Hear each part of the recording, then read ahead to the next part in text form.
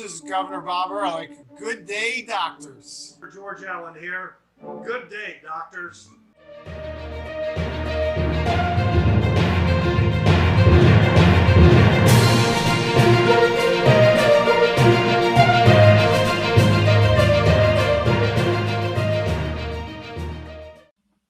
Good Friday afternoon. It is Dr. Politics and the Political Architect Show. Welcome, everyone. We are joined by Dr. Chris Tomlinson, who is hard at work at the Great Maryland State Fair. How are the crowds there tonight, Dr. Chris?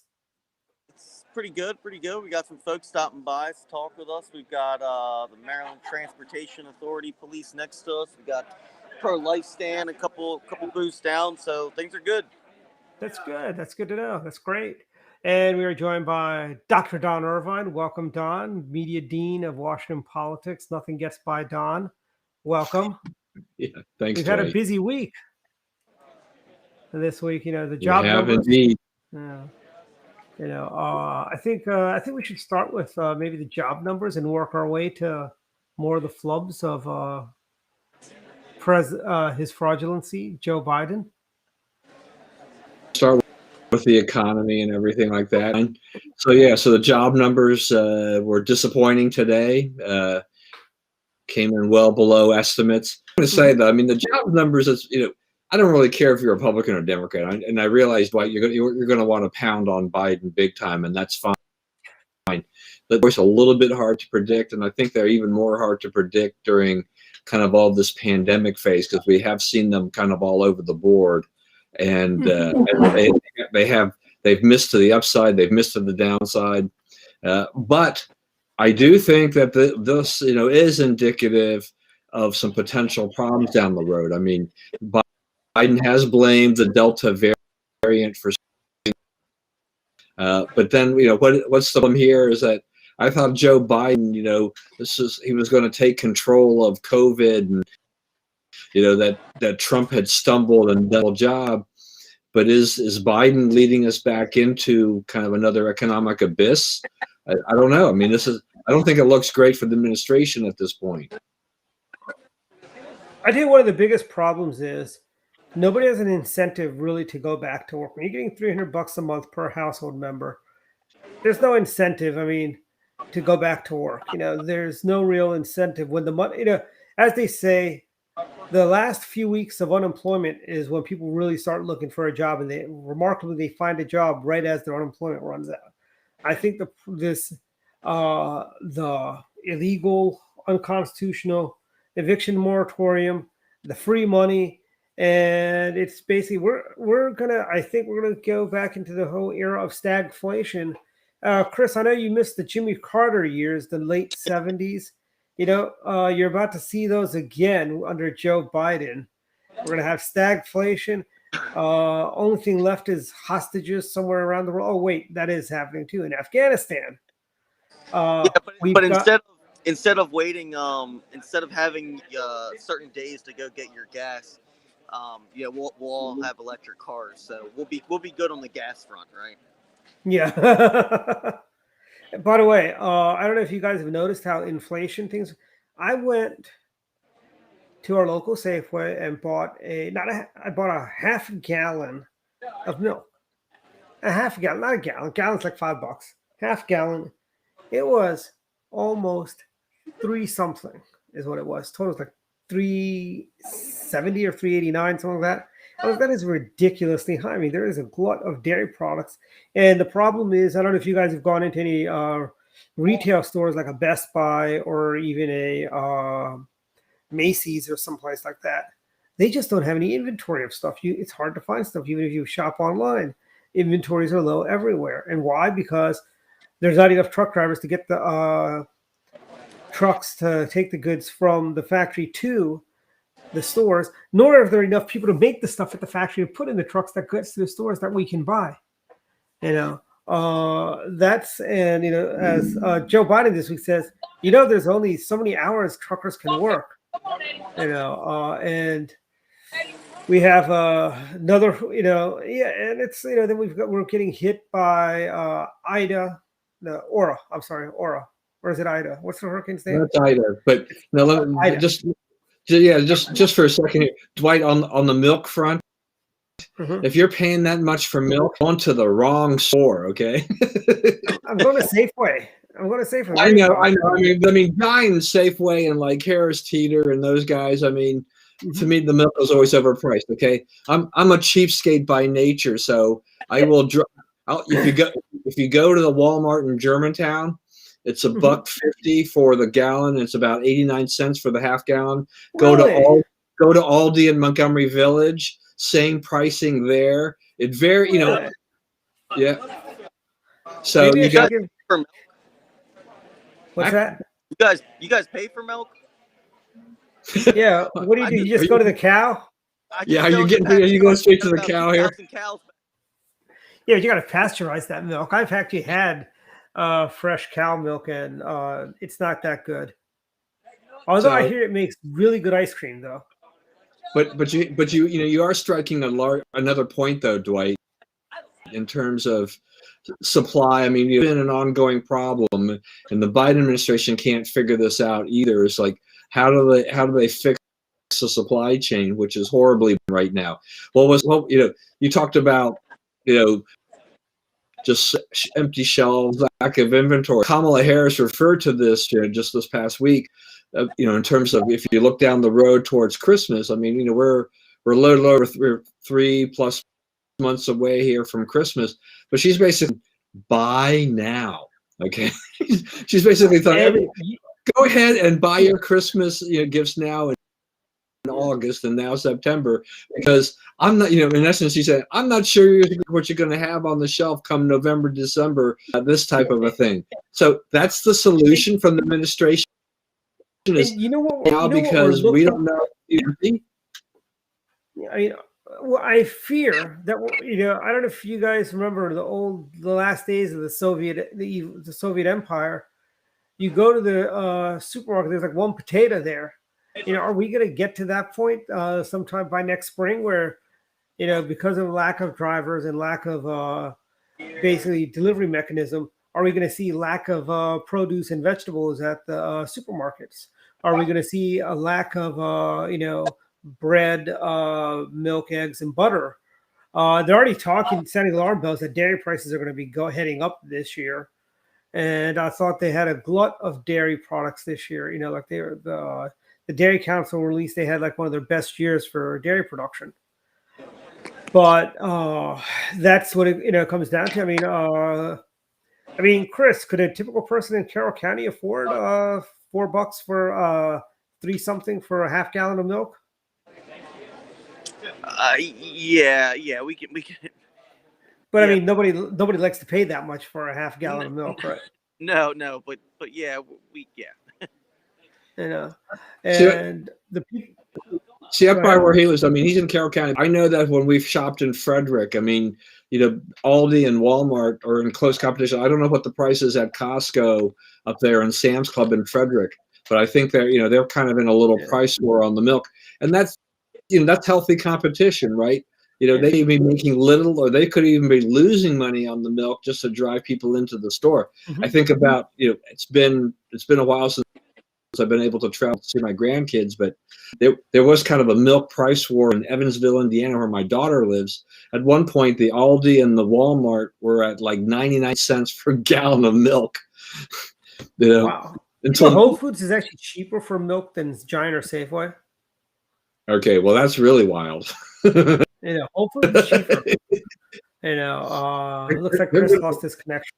Yeah, I'm going to be kind of curious as to when that Amazon Fresh store opens up by the, by the Best Buy up there in Vegas, to what kind of pricing we're going to see there. Is it going to, because since Amazon owns Whole Foods, it's maybe it's kind of there. Maybe it'll be a little bit less than what they charge at Whole Foods or something.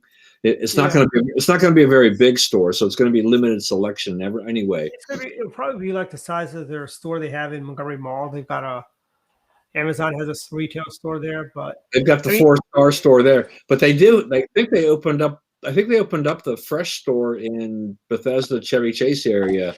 Yeah, so that's a model that that you can go to and check it out. I'm just waiting. I'll be curious about the Amazon Fresh store, but I doubt that I'll be shopping much there except out of curiosity.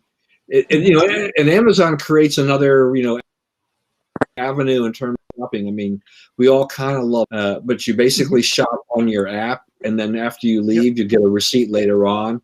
So there's no real it's all done by a series of and everything like that, and there's going to be very little store personnel. You're not going to be waiting in line. It's a fascinating concept for things going on there, but I don't one of the other things too. I mean, you're talking about the unemployment thing. So the unemployment extent benefits expire. I guess it's on Monday. Is that the 6th? Yeah. So that'll be kind of a day of reckoning for a lot of people who are there. I think there's 7 million people who will lose all their benefits, completely as a result of that. And we have that eviction moratorium that the Supreme Court said, hey, there's you can't the Biden administration really can't extend this, by executive order and everything like this. So I think we all come to a head here to try to figure out where are we. I do think that we've seen some propping up of things. We don't really know where we are because we've had the government throwing money at people and basically telling other people, you don't have to pay your rent. Even if you've got a job, you don't have to pay your rent. The landlord gets to take it on the chin, in the meantime, while we protect you. And there are some states that have their own rules in places too, right? So it's going to be kind of interesting to see. But I think hopefully we will see people saying, yeah, I want a job now. I can't sit at home because I'm not going to make any money, and I do want to go to work. Start filling some of these jobs that need to be filled. I tell you right now, though, I'm not really trying to go. I'm actually driving to Howard County or driving to Anne Arundel County just because they don't have a indoor mask mandate. Montgomery County, they really need to get rid of this indoor mask mandate, frankly. Well, Chris, can you hear us? I got a question for Carroll County. Do you guys have an indoor mask mandate right now? Chris, can you hear us? Can you hear me? I don't think they do have an indoor mask mandate in Carroll County, but I will tell you this. Yeah, can you hear me? Yeah, I can hear you now. I was saying, did you guys did you guys have a indoor mask mandate? I don't think you guys do, right?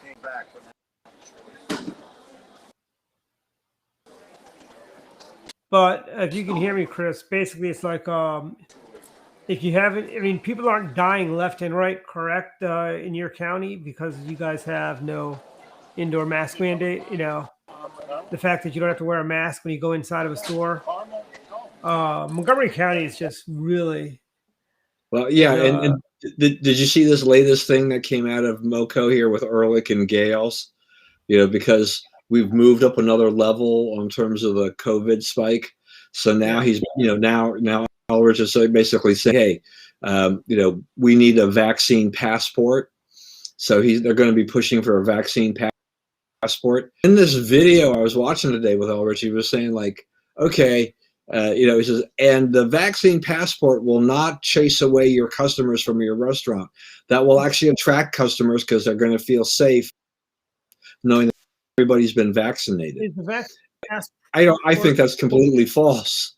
Yeah, and here's the question: is the vaccine passport going to let me not wear a mask when I go inside the Safeway, Giant, or Costco's? Frankly.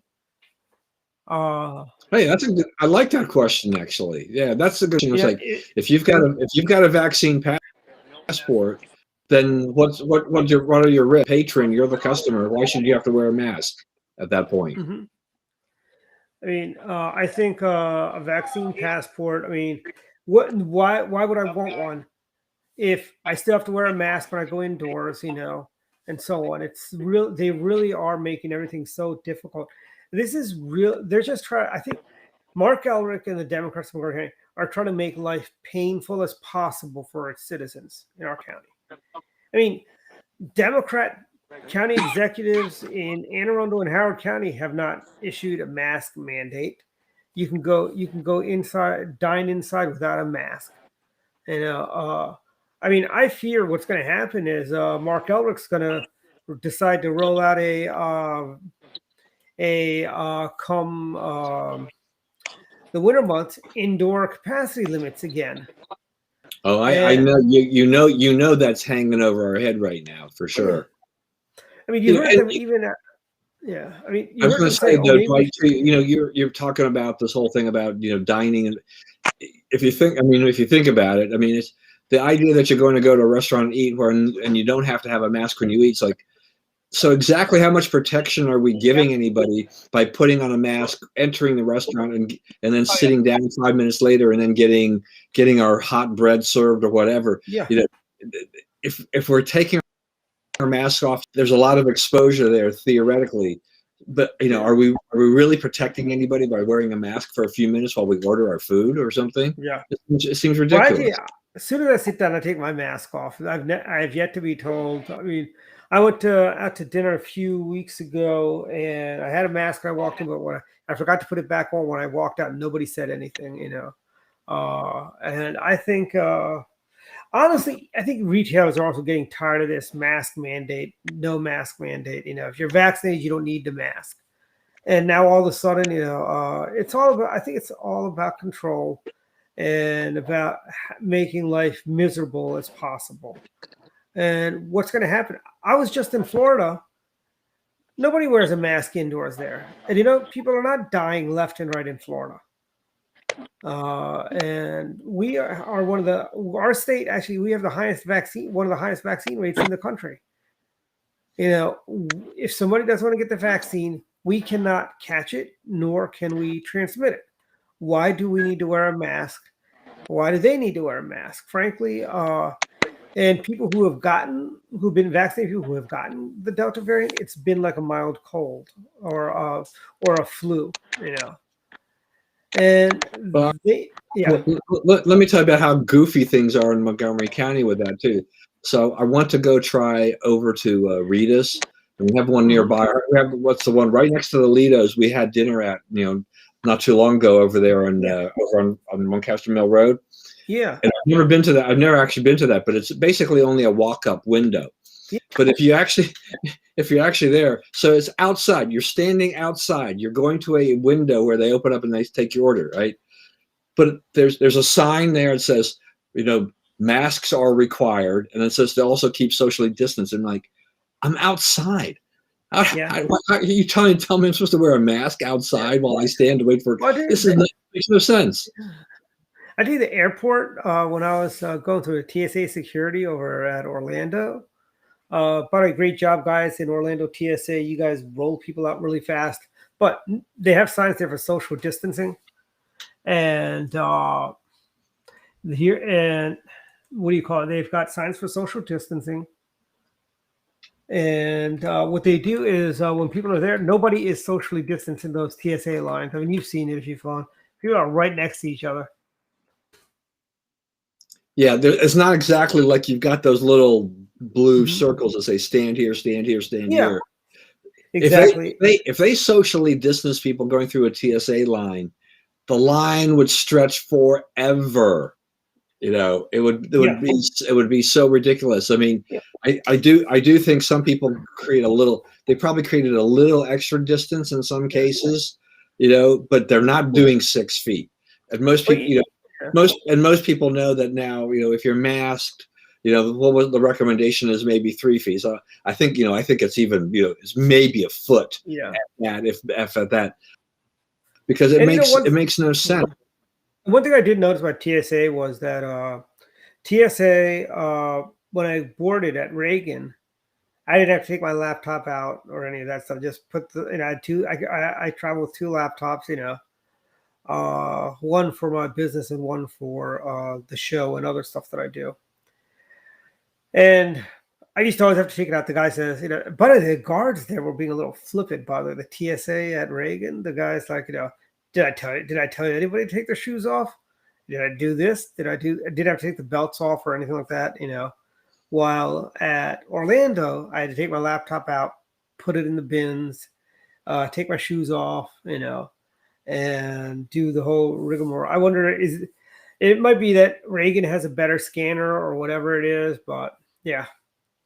that's one of those irritating. But then we've had a lot of other news this week, and we've got the continuing crisis in Afghanistan, where Joe Biden feels we did a superb job evacuating there. Yeah. So I mean, where are we? We have now officially all the U.S. troops are now out of Afghanistan. So after almost 20 years, 20 will be on 9/11, which is a week from tomorrow.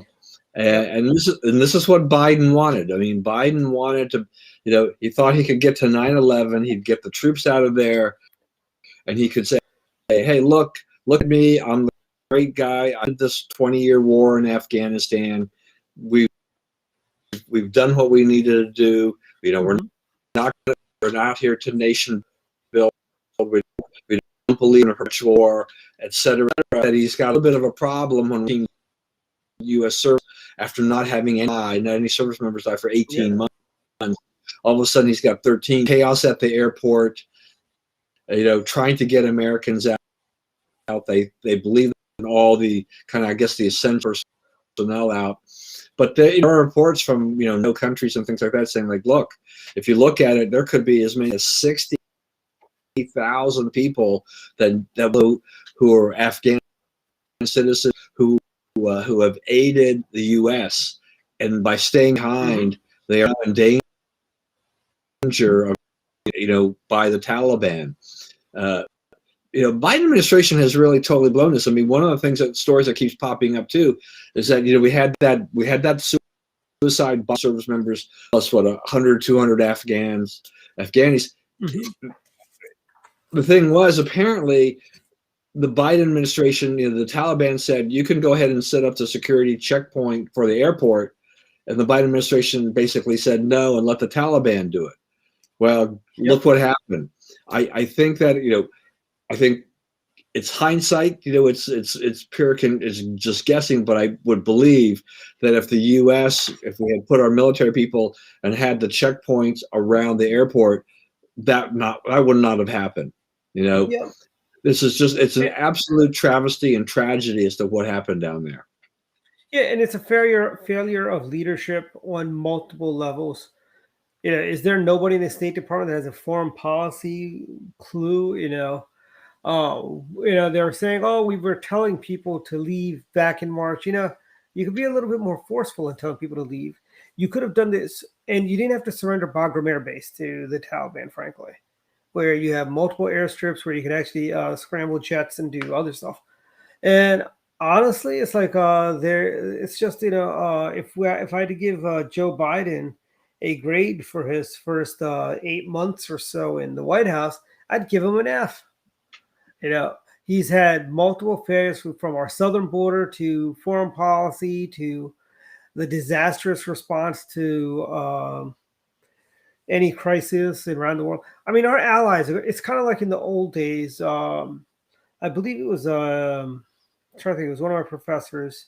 He was quoting, I think it was Henry Kissinger or somebody after Vietnam. He goes, a lot of our allies look around and they see America really doesn't stand with us anymore, after Vietnam. And I think you're going to have countries like Taiwan and our allies around the world, when they see how Joe Biden basically didn't even communicate with any of our NATO allies as we were leaving. Are they going to trust America to back them up? Or does America have the backs of our allies out there? If the Russians say, I know this might be a little viewed hyperbolic, but let's say the Russians decide to invade. They decide they're going to go into Ukraine, annex it, make it part of Greater Russia again, and take the Baltic states, and then move their moves back into Poland, and then kind of work their way back to East Berlin. I mean, would America stand up to the Russians at that point, or would Joe just say, "Oh, that's okay"? I mean, he already gave them the green light for the XL pipeline, frankly. Not the XL pipeline. Yeah, I mean, look, he's basically said Nord Stream 2 is more important than the Keystone XL. I mean, our energy independence doesn't really matter. He's giving kind of the blank check and whatever to Russia to go ahead and do that and potentially harm Ukraine.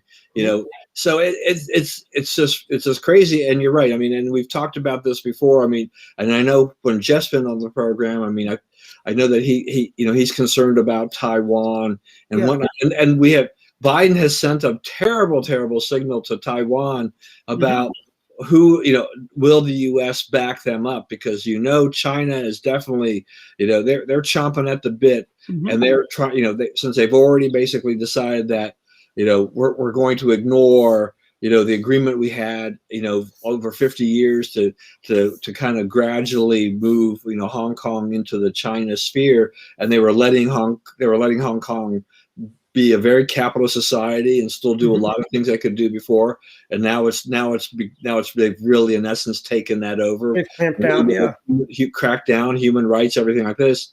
So they feel okay, they're emboldened there. They're looking at Taiwan, which they've wanted for how many decades now.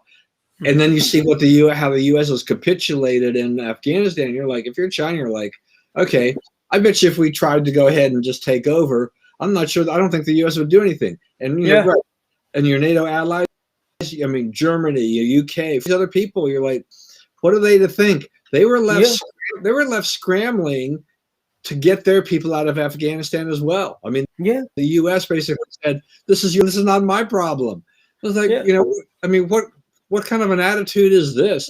And yet Biden, he thinks that they're trying to spin this as this has been a great success. Yes. And what did Joe Biden say when he was Senator Joe Biden, when President Bush and our coalition of the willing to liberate Iraq, he says President Bush is destroying our NATO allies by going because a lot of our NATO allies did not support us in that coalition in Iraq.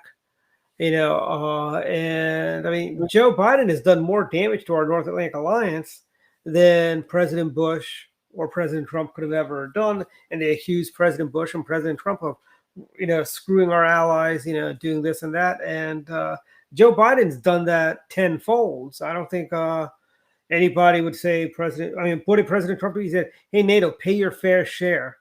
What did President Bush do? We're going to take the fight to the terrorists. That way they don't bring their fight to us. And that was viewed as, I would love to see Joe Biden leave, but unfortunately I would be stuck with Camilla. And everyone out there, I know I'm mispronouncing her name. It's intentional because she did a whole thing about when somebody mispronounced her name at a hearing, and she said, "Say it with me, say it with me." So Camilla, you'll always be Camilla. And, look, Dwight. I mean, you've got some good too. There's just that we've got these issues, yet unresolved. I think with all of this, and the Biden administration here about is look. President Trump got a lot of criticism, basically from the far left and the Democrats and the media, about how he handled foreign policy and things like that. Part of the problem was that Trump decided that he wasn't going to do business the old way. He shook things up. Do I agree with everything that he said and he did? No. But now you look at it and you look at Joe Biden, the guy who had 36 years in the Senate. He was 8 years as a vice president. So this guy's supposed to have some great foreign policy chops, but he has completely blown the whole thing here in one fell swoop with just Afghanistan alone. And as a result of that, he's in deep doo-doo here, right? I mean, his poll numbers are sinking, and 43%. That was a National Panhandle Radio poll. Yeah, nobody is able to save him at this point. They're trying to find ways of couching this in some favorable term, but they can't find any way to do this because it is just so bad. I mean, it's interesting. I mean, there's stories about how there are people who are upset with other people in the media, like their liberal media that are upset with other members of the liberal media, their own colleagues. Yeah. About interviewing all these defense officials, former generals, and things like that about what's happening in Afghanistan, and they're saying whatever. And the criticism has been from but that guy there was he was a failed leader. Or MSNBC apparently has been using a lot of John Bolton, and so the far left people says, but he was such a liar. He needs if he would at least admit his lies. Well, I find a remark. Why is MSNBC going to John Bolton? Because John Bolton and Donald Trump had a huge falling out. Yep. So they figure, hey, look, this guy's not in the Trump camp, but he is a foreign policy expert. Well, let's talk about that. He knows what's going on here, and so they're willing to do that. But now it's even where these people who've got decades of experience in foreign policy in the military are now being dismissed by the left because they're not talking or giving platitudes to Joe Biden and his administration for this. They are critical of what is going on over there. So here's my question to you two, Dwight, and I wish we had others on that we still could have had Chris, and wish that Jeff was on tonight, was that so there are calls you kind of alluded to it too. He's like, Joe Biden, Republicans, or some Republicans that are in Congress are saying we need to have impeachment or he should resign. There are others that are talking about General Milley and then Secretary Austin about how they should resign. Do you think heads should roll on this? Do you think Biden should roll on this? I don't see it. You don't see Biden going anywhere. I would love to see Biden go if we weren't going to be stuck with Camilla. If we could just get rid of them both and Nancy Pelosi and have I don't know, but actually, what's funny is if Camilla becomes, unfortunately, I'd like him to go after the new Congress when we have a Republican speaker so we can take them both out and then Kevin McCarthy becomes president. That's the way to do it. That one I haven't seen that scenario. Okay. But here's the thing. Look at the treatment Donald Rumsfeld got when he was President Bush's Secretary of Defense. People called for his resignations left and right. And they finally did force him out after 2006. He was forced out by the pressure from the media and so on. Before Colin Powell, many people forget, before he endorsed Barack Obama, he was also pretty much part of that whole Republican axis of evil, according to the left, to him and Condoleezza Rice, they were calling for their resignations. They were calling for, and it's so hypocritical, that Mark Milley, Donald Rumsfeld was probably one of our best defense secretaries we've had in a while. And Condoleezza Rice was probably one of our best Secretary of States we've had in a very long time. I would even say since the days of Henry Kissinger and James Baker, we haven't had that great of a Secretary of State. Or George Shultz, for that matter. And I think the fact that the current administration is circling the wagons like they typically do, they can't be honest with themselves, look within. And they need to clean house at State Department and over at DOD, frankly. They've got too many. I think he's in the hot seat too over there at State Department. So these guys, look, Joe Biden. Here's my opinion. Really, though, is that I want Joe Biden to stick around. You've given him an F. I'll be kinder and say give him maybe a D or whatever, right, for his performance. Since we've had. Actually, I should change my F to a D because we live in Montgomery County and you can't fail anybody. So I will change mine to a D. All right, touche. I forgot, Joe. I can't fail you in this county. There are no failing grades. You'll be advanced to the next level no matter how incompetent you are. But here's the thing. For me, Joe Biden in 7 months plus has shown that he is an incompetent president. He doesn't really know what to do. He can't really make his own decisions. He listens to too many voices and then tries to figure out what's the popular thing to do. The far left is happy that we're out of Afghanistan. But we've left ourselves a big hole here on the defense side and foreign policy side.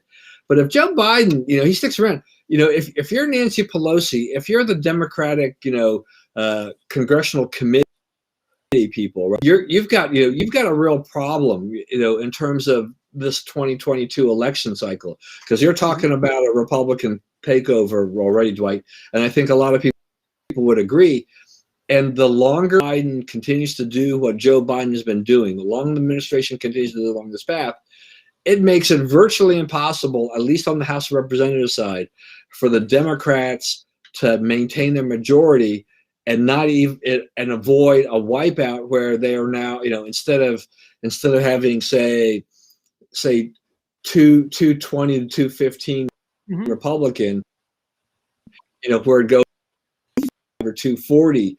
I mean, these are all distinct possibilities, because Biden now, he's an albatross for them.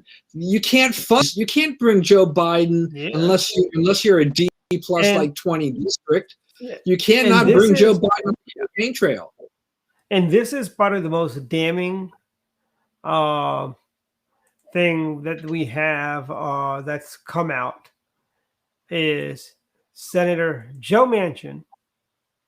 He doesn't want to spend another $3.5 trillion. I think Joe Manchin might want to consider leaving the Democrat Party and join us on the light side of the force, so to speak. Donald Trump got 64% in West Virginia. Just saying,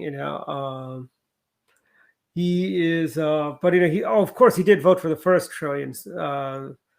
But I mean, and look, and I'm not happy with them voting for any of this money at this standpoint in time, because it's wasteful spending. And you put up the Wall Street Journal page there, but they've they looked at this whole spending thing, and they're just like, okay, this is this is a complete underestimation in terms of what this is going to cost. The 3.5 trillion.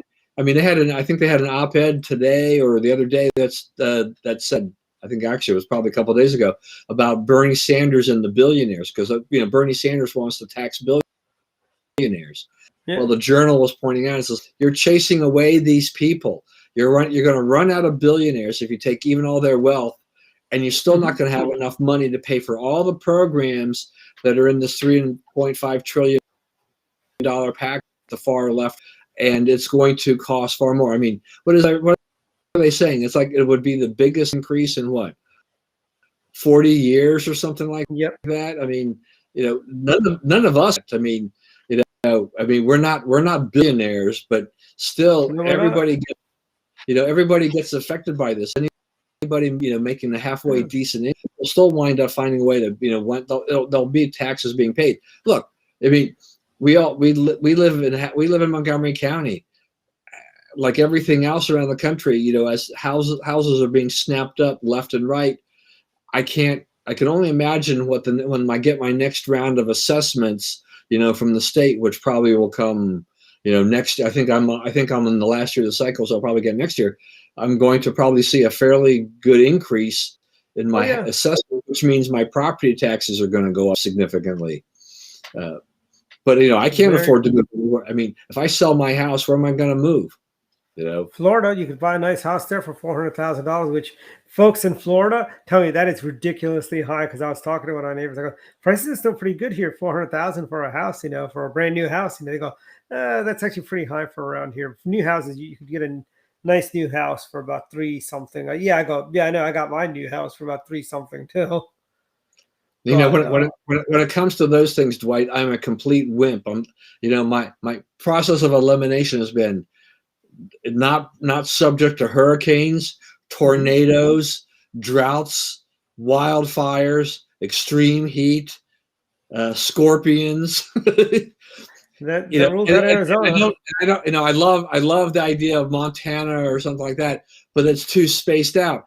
I am so spoiled having grown up here with 3 major airports and a Costco and a Sam's Club 15 minutes away from me, and now the Aldis and the Lidls of the world and the Walmarts and whatever. I'm like, okay, Maryland's politics suck. If you're a conservative looking, you've got very little chance, at least, in this part of Maryland, to do anything. If you're in Carroll County or if you're on the Eastern Shore, it's not as heavily populated, but those are the more conservative pockets, right? Washington County, Carroll County, down on the Eastern Shore. That's great. But where we live in PG County and places in Baltimore and things like that, it's pretty heavily Democratic. And so politics that way, they stink for us. But the quality of life, even with taxes, isn't horrible. No, it's doable for now. Even with all the red light cameras and the 20-mile-an-hour speed zones and the big picture. But I'm not too worried about hurricanes. I'm more worried about actually. This last time in Florida, I actually saw a banana spider for the first time. The banana spider is about the size of your hand. Whoa. Yeah. And I'm like, wow, they really are big. Tommy was telling me about those, and yeah, they're pretty big. Yeah, I mean, I assume that are they pretty harmless though? I mean, they're just they eat small birds and stuff like that. they eat small birds. Wow. Yeah. I mean, I'm gonna have to look this up. This is that's spider. amazing. Yeah. But you know, I mean, I know just like you know, we've got friends. We both have friends in Arizona. I mean, and you've got depending on where you are, you've got to watch out for the scorpions entering can enter your property. It's just, I just don't like the idea of having to deal with stuff like that. I'm trying to find my way to a maintenance-free life at my point in time. And so if somebody's got like a maintenance-free toilet, one that basically will last for 15 years, and I don't have to worry about the stupid flapper and other things. That would be great because I'm going to have to spend this weekend with like 4 toilets in this house, and I really don't want to do that. You know, because you should get one of those. Yeah, I got one of those maintenance contracts for the house where through ASRC or AS whatever, and anytime something happens, there's a $60 deductible. So if you have 4 or 5 things that are broken, it's worth calling them in. But Len the plumber, he's got a flat rate. I think he'll fix stuff for like $48 or something like that. Yeah, I need to look into something where somebody would just come in and just go to each of the toilets and just go ahead and just, I'm willing to pay some money to have somebody just tinker with my toilets and get them back so that I'm not going to have problems for the next 5 or 10 years. But you know, we have so much technology. I keep thinking like, okay, I understand the mechanics of the toilets. It's like, but why haven't we been able to figure out a way where, you know, we can just do something so it doesn't require all these moving parts, you know, for the whole thing. Why can't we do? I mean, we've got that water. You know, you can get those waterless water heaters. Tankless water heaters. Yeah. Why can't we figure out something like that for a toilet of some sort? You know. Well, you know, there are some, like our house has. It's what do you call it? It's got air pressure is used also to move stuff in there, so it's more efficient and so on. The newer ones the newer ones, you don't have as many problems as the older ones. Because I remember the older toilets and stuff like that at my mom's house before the renovations. It was like every couple years you'd have to take the whole thing out and put a new one in. And after we redid all 3 of the bathrooms and all that, she hasn't had any issues on that. And that's been almost 6 years now. So. Yeah, the thing about a lot of these, you know, older toilets, I mean, we have some that have been in the house, you know, some that are still the 20-year-old toilets from when the house was built. Some of the other ones have changed over. But, you know, it's just that, you know, water and all the sources, you've got those rubber, you know, sealers and rings and everything like that. Over time, you know, they will actually start to decay, and that's why you start to, and you're like, there's just got to be a better way. I mean, we're a modern society. Why can't we get a better toilet where people don't have to worry about this so much? I think if they use silicone for the gaskets, I think they'd last a lot longer than the rubber. If you had silicone-based gaskets, it'd probably last longer. But I'm not a plumber. Yeah, I know. Neither am I. But can we just talk a couple of minutes too about just, you know, we talked about the weather a little bit before, but just this whole Hurricane Ida thing. Yeah. Joe Biden's going to go down to Louisiana and kind of get the perfunctory, you know, disaster tour going and everything like that. But every president needs to really do. But this storm was pretty incredible because it came into the Gulf, you know, Louisiana as a Category 4. Katrina, which was what, 2005, that was Category 3. You know, when it first entered, you know, and then Ida was, you know, got down to a tropical storm down to 35-mile-an-hour winds, but it just brought so much water that, you know, we had there was like 1 million people without power. It could take weeks for some people to get it back. No clean water. Actually, one of my buddies, he's from Shreveport, but he's been living up here for a number of years. He said the other day he has a sister who lives called Hammond, and she decamped to Shreveport. She said, and told she told me, she says, I'm going to be here for 3 weeks until this all gets cleared up, because it's that bad. But we saw the after effects here. Yeah. Oh, let me tell you, I was flying back Tuesday. And what's funny is Southwest from Orlando to Atlanta, because it was sunshine, blue skies in Orlando. They started offering they gave out pretzels. Then they were going to come around with the beverages. And then they go, oh, we hit turbulence. We're not even going to give you beverages. So just eat those salty pretzels and deal with cotton mouth until we get to Atlanta. Right, exactly.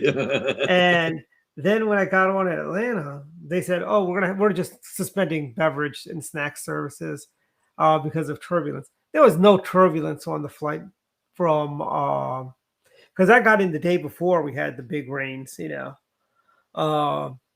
and they were so they suspended. But I tell you that this was an awesomely powerful storm. I have friends that still live down over in the Woodmore area where they said 29 even got flooded down by the culvert, the dam.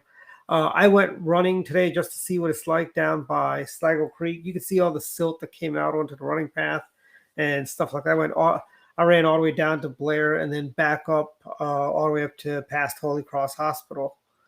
But you could see the silt and all that stuff, like the lower parts of the park that's come up. And then you have, I think I was listening on the radios, Rock Creek and Beach Drive were both closed for all the water that was standing on there. And this was like, I'm glad it was only rain, it wasn't anything worse. I mean, Bats, who lives a half a mile away from that tornado, he lives right in Annapolis, right off of West Street.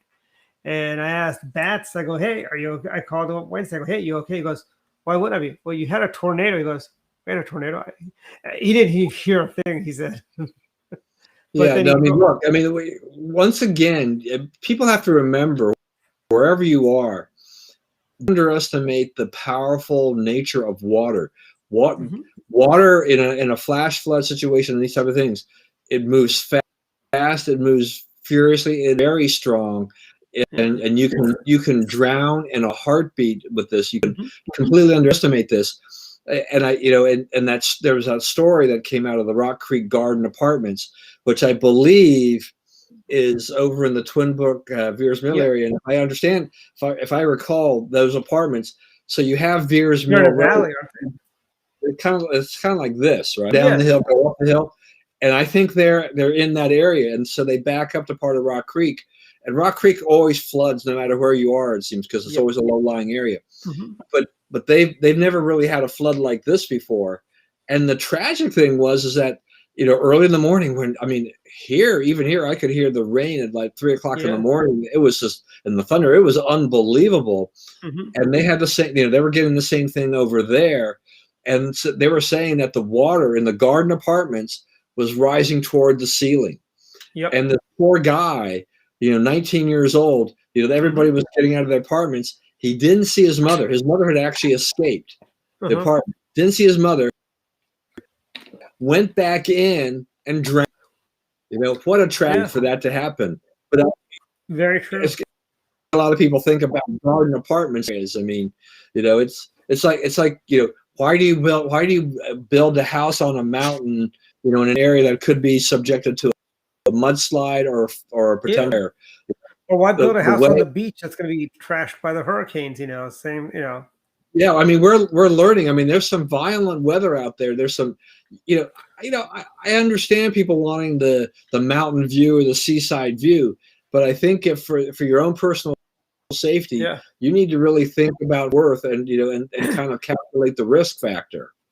It's unbelievable. Well, I tell you, if I want to see a seaside view, I just drive 10 minutes, 15 minutes. I can see the ocean in 15 minutes, so that's fine by me. I don't need to be right there. I'm on higher ground, so. And knock on wood, have not had any hurricane issues since I've been there. But it's one of those things where it's like, and by the way, this is all global warming is causing this, or climate change. That's the narrative they're using, And right. That's what's being. But I think I saw something where even the IPCC, the International Committee, the Climate Change, committee, they were not really even blaming climate change yet for all of these things. There's a lot of stuff. I mean, if you're in California, California has been more about electrification, and they want EVs and all this stuff, and they really haven't spent the money to say clear the forest and get rid of things, and they haven't taken preventative measures. Weather is going to be weather. Does the Gulf Coast get hurricanes? Yes. If you live along the Gulf Coast, you get hurricanes. Some are going to be more severe than others. If you live in the Midwest and other parts where there's tornado prone, are you going to get tornadoes? Yeah. And we've had mild hurricane seasons. We've had severe hurricane seasons. Same for tornadoes. Yep. This is something we have lived with for a long time. Yeah. And I tell you, look at this. Ellicott City did not flood this time. That was the biggest. I was wondering. Well, that's a good point. Sure, yeah. No, yeah. And they've been working hard to try to prevent that. Yeah, they really got the double whammy. Yeah, and I was wondering, this is going to be a third shot at Ellicott City. Does Ellicott City go away after this? But they've done credit to Governor Larry Hogan, and his team. They did a really good job at implementing flood controls in Ellicott City that they didn't get flooded, because if that didn't happen, they definitely would have been. I mean, there was and the only reason I think they're blaming global warming is a bunch of Upper East Side liberals in New York. They all got flooded out of their houses, and the subway was flooded, and they couldn't run the trains. There was Janice Dean was talking. She was driving in from Long Island, and she turned around because there was so much water on the road. So she basically just did the show from her house, as she put it. And not many people, but she said she saw cars stuck in the middle of the water because people try to drive through that water. They go, oh, it's not so deep, and they run through, and they get stalls out in the middle. You've got very little margin for error with water. I mean, it doesn't take much before your car is going to be stuck. Yep. And that puts you in real deep trouble very, very quickly. Yeah. So you have to watch out for that. But yeah, I mean, people. You look at New Orleans. I mean, there's a lot of water. There's a lot of stuff that happened in New Orleans and other parts of Louisiana. But the work that the Army Corps of Engineers and the government undertook after Katrina mitigated the problems this time. It would have been far worse. So they learned their lessons from some of these things, and they started reinforcing. They rebuilt a lot of. They really started looking at some of the worst case scenarios. They can't prevent everything, but they can lessen some of the damage, and in essence, New Orleans didn't take anywhere near as big a hit, as a result of that. So they did better. Mm-hmm. And I don't think we saw looting or any of that stuff like during Katrina. And here's the other thing is, also I think the media is going to give Joe Biden, if it was bad, they'd say, oh, it's Joe Biden's the president. I mean, the liberal media used Katrina to bring down President Bush, frankly. Oh, the president didn't go down there soon enough. FEMA was a mess. It's like, no, FEMA was not a mess. They were doing. And this was a 100-year hurricane that hit Louisiana, and everyone's talking about New Orleans, but nobody talked about all the problems in Gulfport, Mississippi, and other parts in the Gulf. Oh, it's Louisiana. You got to worry about the New Orleans because it's a Democrat city, and while Mississippi, you have Republican voters, and then you had the kook conspiracy lefties who were saying they were using that Halliburton weather machine, and then they used they were doing that to kill all the Democrats in New Orleans.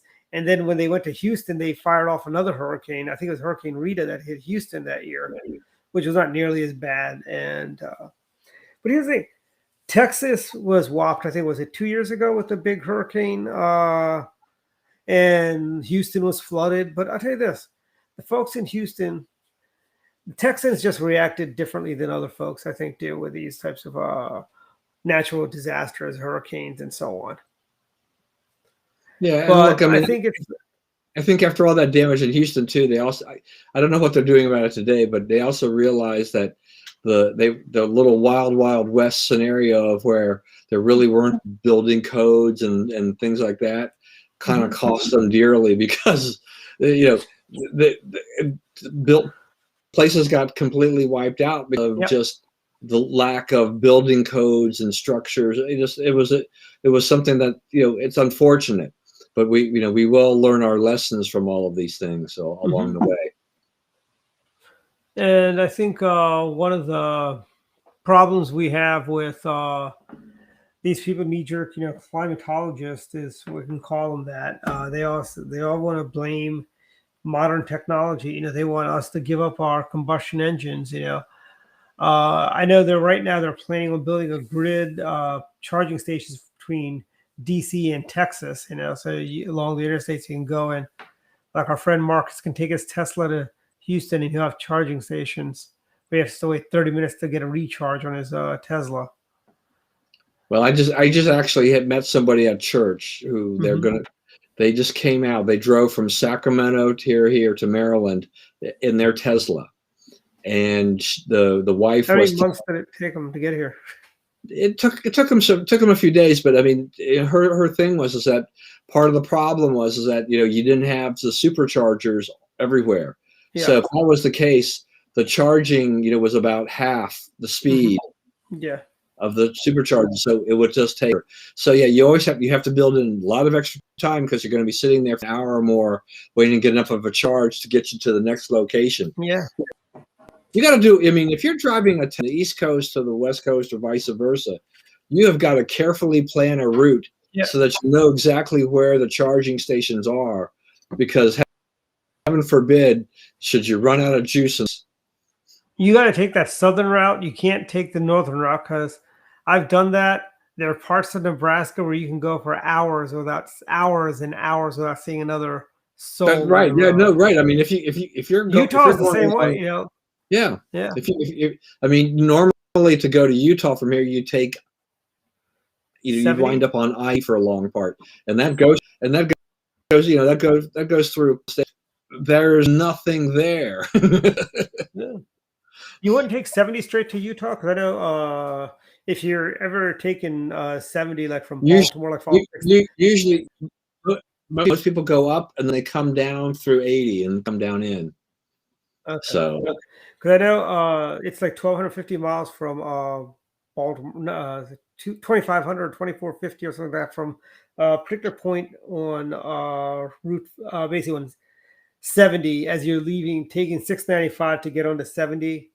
If you're coming up trying to get to 29 that way, there's a sign. I think it's like the cool. There's a sign in Utah that has Baltimore listed as how far away it is, or something like that. That's pretty funny. They've got like St. Louis, Chicago, or I forget.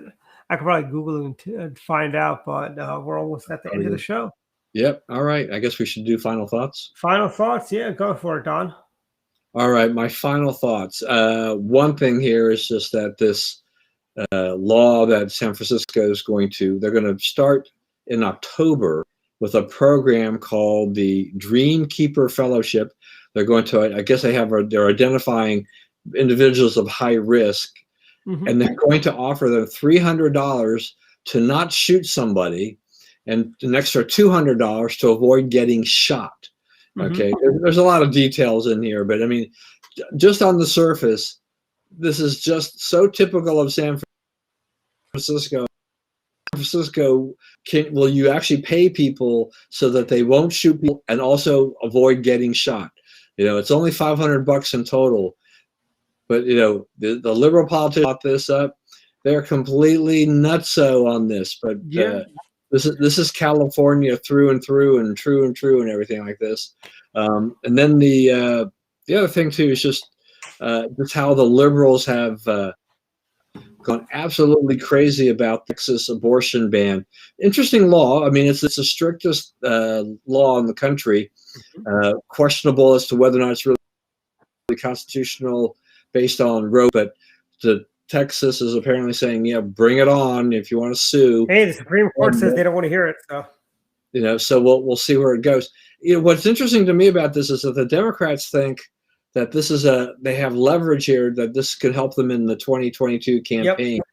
And I really don't see that. I mean, so they're even saying it will help in Virginia with McAuliffe, who is hanging on Oh, by I a saw a few. commercial today of a woman. I'm a doctor, and I need to, and she was an abortion doctor too, because she goes, I need to be able to take care. Glenn Youngkin's going to ban abortion. We need, a common sense person like Terry McAuliffe to be our governor, so I can kill all the babies I want. It's a business for me. Yeah. I mean, the Democrats in Virginia, these people, they're really desperate as far as I can see on this whole McAuliffe. They are not, they're worried that they're going to lose that race. I think Mark Herring goes down too. Well, Mark Herring's been AG for a long time. People are probably getting tired of him now. And Jason Morales is a great candidate for Attorney General. Our friend Governor Allen really, full-throatedly endorses him for Attorney General. And hey, when the greatest governor of Virginia in my lifetime decides to endorse somebody, that's a pretty good sign. Well, I think too, Dwight. I mean, in terms of if Youngkin even just polls close to even, in the end. I mean, if it's a close race against McAuliffe, even if he doesn't win, I mean, Herring could still be in trouble because they can draw enough people over. I don't think people pay as much attention to the other guys on the ticket. They're at the top. Who knows what can happen? This is the best chance for 10 years. Plus, they've got the legislature up for re-election. Yep. And I think the Republicans and I also think the Republicans may take back the state house there. And I think, the Republicans will get at least 1 out of 3, but I think they'll get 2 out of 3 this time. And that'd be that'd be good. Change there. Yeah. And the other thing is they also get a bench that way. You got a governor, you got an AG. And we might win the lieutenant governor's race too. She is really dynamic, the lieutenant governor candidate there. Yeah. All right. So those are my final thoughts. Back to you. Okay. Yeah, my final thoughts this week are a couple things. One, American Airlines, you're horrible. Southwest, you're great. Southwest Airlines, but why don't they have so few flights to this area on Tuesday nights, which is funny because in the past I've been able to. If I got to the gate early and there's like another flight coming up this way, they just let you jump on the flight if it's empty. But Southwest did a great job. They got me home in one piece, even though you didn't give me a beverage service from Atlanta to DC. That's fine. Hey, on Southwest. So let me interject on the Southwest thing, just from Young's standpoint.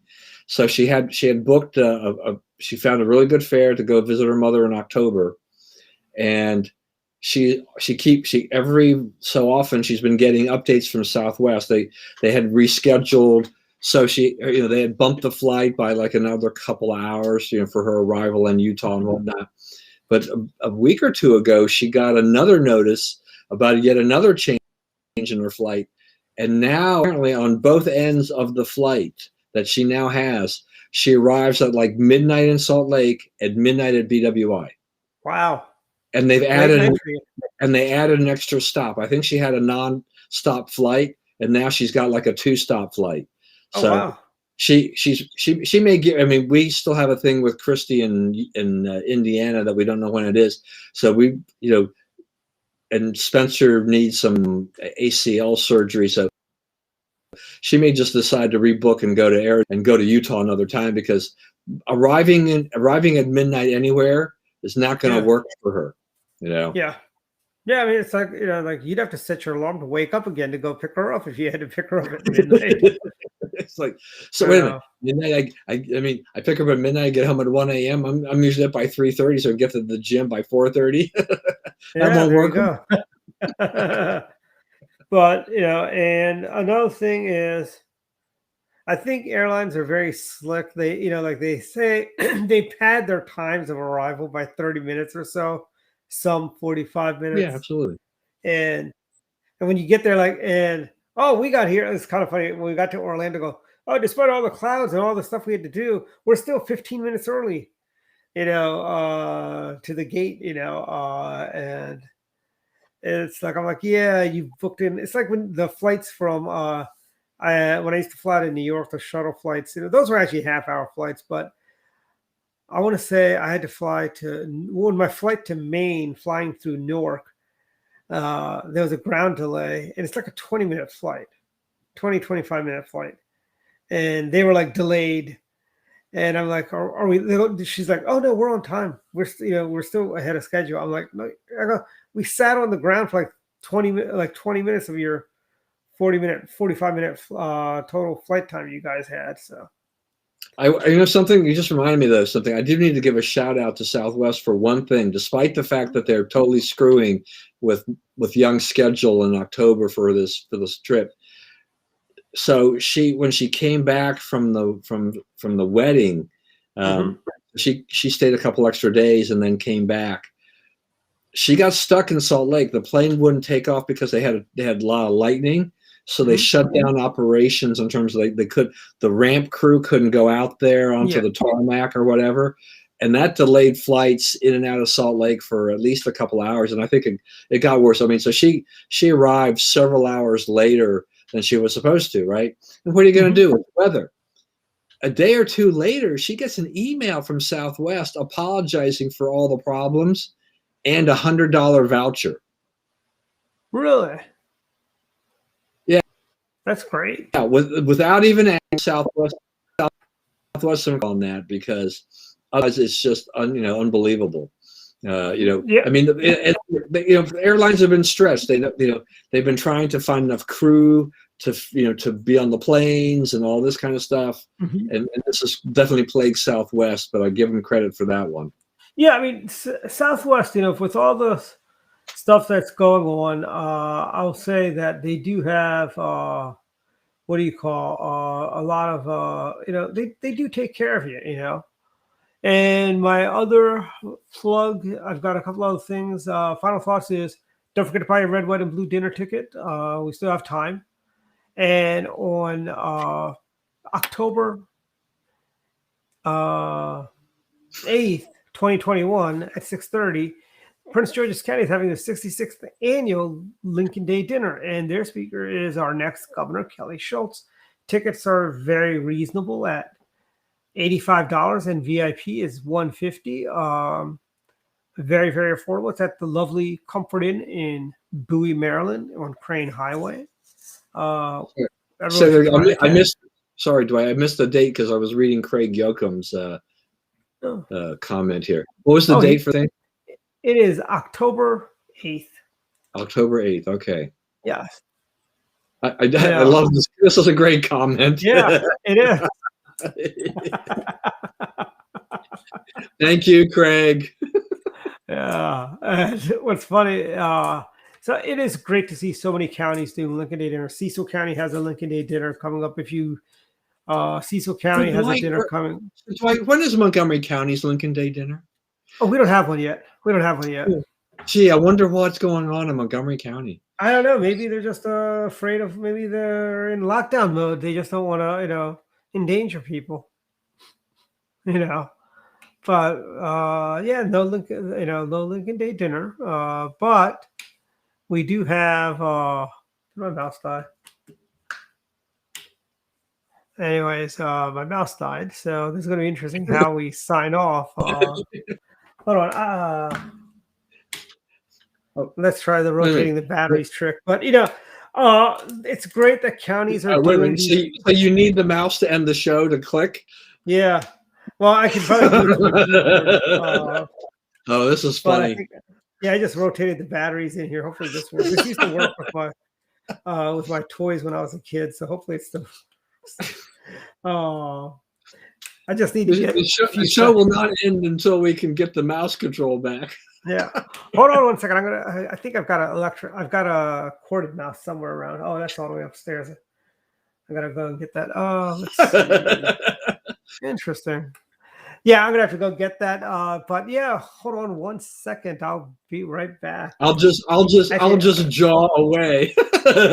Yeah, just talk about how great Southwest Airlines. If you're watching, you can sponsor our show. We're very happy to have you as a sponsor. Why not? Why not? Why not? Oh my gosh. All right. So this is an unusual situation, folks. I get to do solo here while Dwight goes find some more batteries. What else can we talk about here? So we can, I can just say too, Texas managed to pass their voting rights law. So the Democrats that fled the state to try to prevent the Democrats from passing this, quote, restrictive voting rights law, they finally came back. And then the vote went through as expected. And the LDO, yeah, thanks a lot. Are you talking about those Facebook pictures I posted? Yeah, it was actually pretty good. So anyway, so Texas has got that. And just got to remember, folks out there, that this is the media's conjecture, the liberal conjecture, that these are voting rights restrictions where they're just really trying to take care of things that were expanded during the pandemic and nothing really new there. New batteries. Let's see if this works. Yeah. So Craig was commenting about my Facebook pictures about all that missionary stuff. Yeah. Well, I will say, Craig, that we served that meal 3 days in a row, so I didn't eat the same meal every day. I thought I could only have so much of the whole nacho, the taco salad, and all that stuff every day. Those desserts looked really good. Oh, the desserts were great. Unbelievable desserts we had. Yeah. I live for desserts. I can start with that. Yeah, I mean, I'm a big fan of desserts. I know. Well, actually, we're actually really into supersized the show this time. But thanks everyone with your patience with our technical glitches. The batteries do die. Remember that, all you Tesla owners and EV owners. Even though I have a deposit down for a Hummer EV, that is true. No Shamrock shakes. And I was denied a pumpkin milkshake at Rita's because that little one over here by my house didn't have pumpkin. I'm going to have to go on a search for pumpkin. There's actually another Rita's Ice over in Germantown. After that's closer to you. It's where the main drag where the Safeway is. It's on the other side near Seneca Valley High School. Yeah, well, I'm not gonna, I need to be over there. I'm not gonna drive like 10 miles to go find the stinking pumpkin shake. Though I will say, in order to get the peach milkshake, I guess the nearest Chick-fil-A is probably like 8 miles. So, and those peach milkshakes will be disappearing soon, I'm sure. Mm-hmm. Yes, and Craig, they're right. Happy Labor Day to everybody before we close the show. Happy Labor Day, everyone. Great weekend. Good night, everyone. We'll see you.